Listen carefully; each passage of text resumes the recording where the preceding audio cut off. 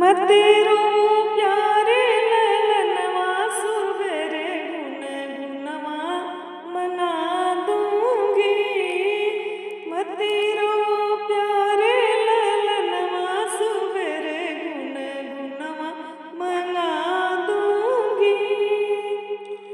ससुरा में रहती त सासु जी से कहती, ससुरा में रहती त सासु जी से कहती, अम्मा से लागे शरमवा सवेरे गुन गुनवा मना दूंगी।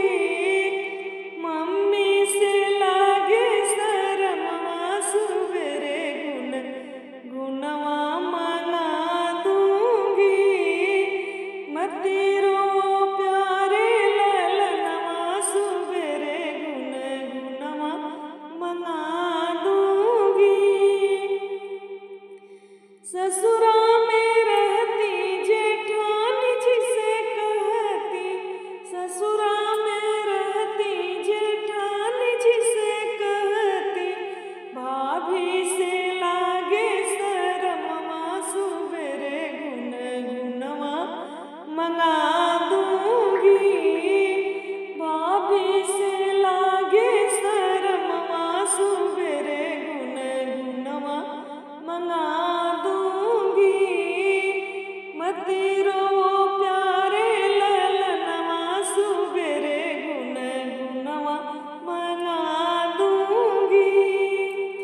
ससुरा में रहती ननद जी से कहती, ससुरा में रहती ननद जी से कहती, बहिना से लागे शरमवा सुबेरे गुन गुनवा मना दूंगी। बहिना से लागे शरमवा सुबेरे गुन गुनवा मना दूंगी। मते